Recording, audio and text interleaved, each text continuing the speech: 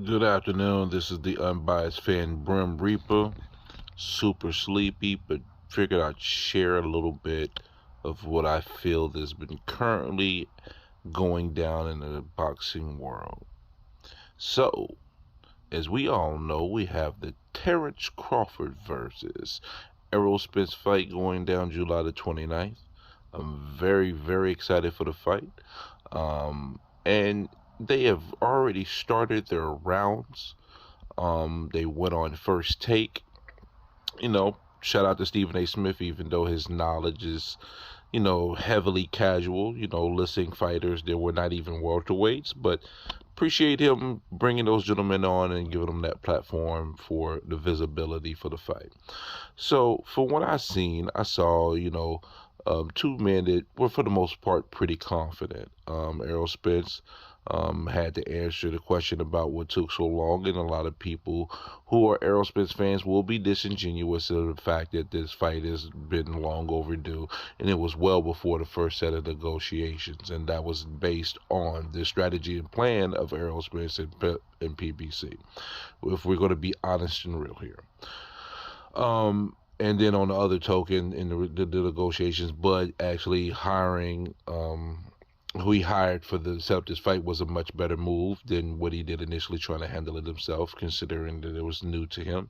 So I've always been the mindset that no one did anything perfect. Bud had some flaws, but I did put a majority of the blame on the PBC and Errol Spence side. But Errol Spence put his foot down and said, "I'm not fighting Thurman, even though that's who y'all trying to get me to fight. I want Terrence Crawford," and that's why I've given him, respect for that.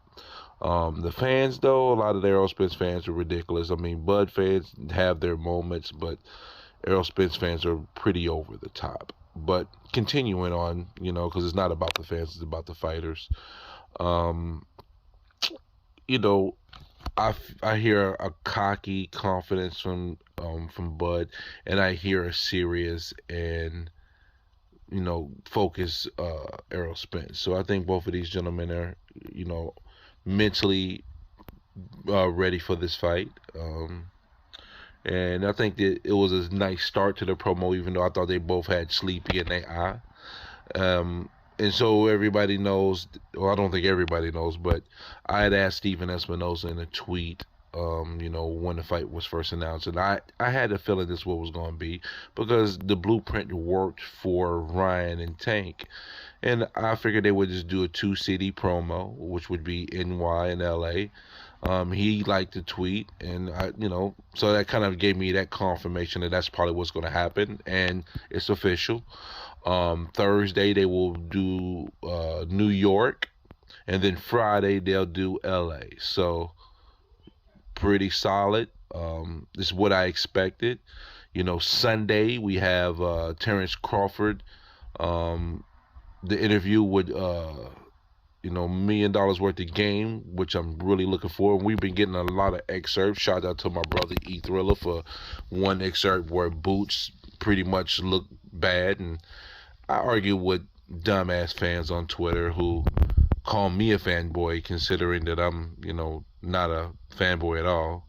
I mean, I do think Buzz gonna win, and now I have a dog in the fight. I am rooting for Terrence Crawford. At one point in time, it wasn't that way. It was more, just want to see a great fight. But, those things changed for me based on the dynamics of how things played out in previous negotiations. So that's why I'm where I'm at. But that's not about that. Boots, how can you say that you've been calling him out since 2018? And in 2018, Boots, you were fighting 6 and 8 round fights. You were not calling out Terrence Crawford. Just saying you want to fight the best, that's not calling out someone. And to make matters worse, as you worked your way up as a talented prospect, you were in position to be the WBO mandatory. So if you really was about fighting Terrence Crawford, then you would have stayed that route, but you petitioned the IBF and effectively took yourself out of the running for being that WBO mandatory when you had the inside track to be number one. But some people are gonna cap for Boots, and I seen that with my argument with a dude from Twitter. I listen, I don't get everything right. I would say some things that don't be correct. I'm not gonna share and pretend, but I do try to get as many facts as possible. And what I just stated about the WBO and IBF is a fact. Second fact is that BOK Prime did reach out to Boots. And Bozy confirmed that, and then he said you got to talk to Showtime. And Steven Espinosa stated as well he had a meeting with BOK Prime, felt like it was not going to go anywhere. But if you guys were very serious about a Terrence Crawford fight, then you would have said, hey, Steven, send an offer to Bud. Let's sit down with Bud in regards to this fight. I don't think any word of that transpired. So, unfortunately, I don't believe you. You need more people. It's just look like a really gigantic cap on a small head. That's kind of crazy. But again, I think Boots is talented. I think he can go somewhere. He has things to fix because there are some deficiencies in his game because he's never had his metal tested. But I understand you trying to reach for the biggest dog and pull your profile up, but you guys have been mentioning their names and not really doing anything action-wise to back that. So, I mean, in the words of what they're saying in this era, we call that clout chasing, and that's what it looks like you guys are doing, straight up. Just keeping the G real with you heard? So, what's next on the horizon? I mean, I could talk Spence and Crawford this whole time, but I wanted to cover a couple other things, and I think that covers the aspects of what's up to coming with Spence and Crawford.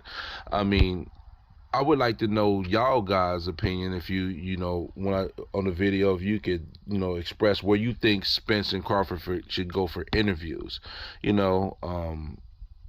Should they try to find some other forms of media? I had somebody say go to Joe Rogan podcast. I thought, that's not a bad idea. It's plenty of options. I mean, I can't think of all of them off the top of my head, but I really would like to hear you guys share what other promotions these two gentlemen should do individually to help, push the fight, because I really want to see the fight do over 1 million buys. I look forward to barbecuing and buying the fight and enjoying it because it's the day after my birthday, having people over, so it's going to be a hell of a night. Win, lose, draw, for any fighter, I'm going to enjoy the night. So, and a few other things in boxing news.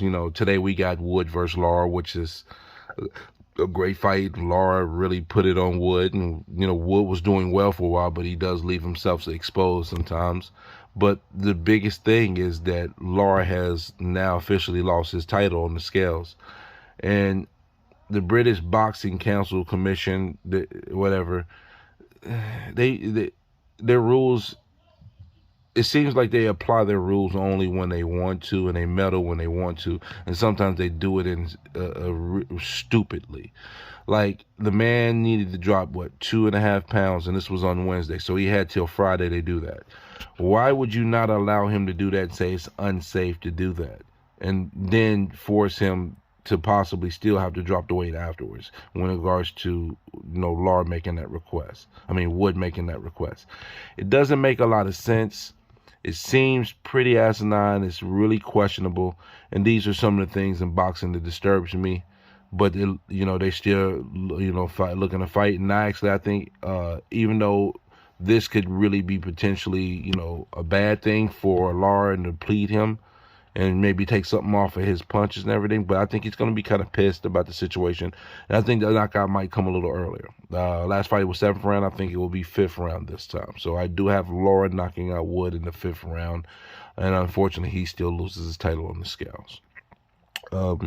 Nobody's talked about it, but Alex Roach is fighting tonight as well. I forgot his opponent's name. I think it's Young on the DAZN card. If I get an opportunity, I'll be at work. I'll try to check it out as well. And then, talking to heavyweight news, just covering a little bit. I saw some about not Wilder, but Joshua and Tyson Fury. Tyson Fury trying to holler at Joshua, but then Hearn kind of called him out on it, saying his cap. Fury, I almost have no words for you how you move, bro. You're a phenomenal fighter, but the way you move is so sucker and so extra. There's a way to be a villain. there is a good way to be a villain, Fury, but the way you're doing it is not the right way, in my opinion. I think you move stupidly, you speak stupidly, and it doesn't match your talent in the ring.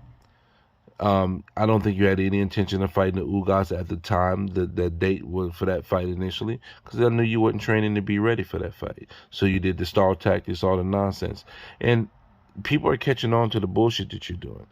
I think you're fighting in the summer, and it's going to be a fugazi person, but you're using Anthony Joshua's name to help build that up. Because the person I see that you're potentially fighting is not going to sell any tickets, man.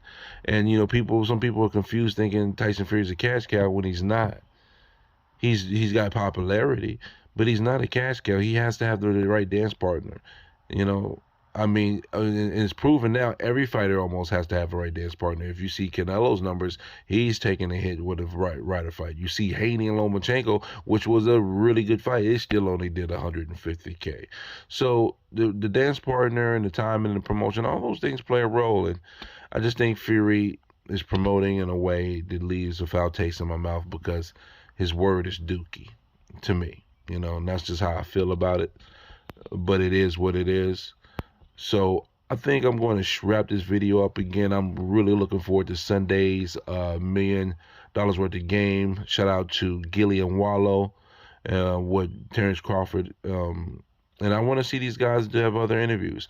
I figured the Pivot podcast is coming soon because I love the Pivot podcast. Shout out to Freaky Freddie Taylor, Shannon.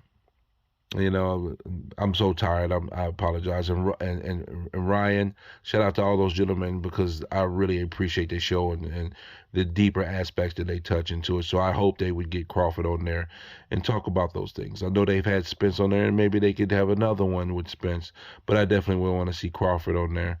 And there's other platforms I'm sure that they could be to utilize, but not interfere with the extra training that they need to be prepared for this fight. But I think that's it for the boxing news for the day, y'all. I appreciate your time and you watching and listening, and I hope everybody have a blessed one. And protect yourself at all times, baby. I'm Bias Fan. I'm out.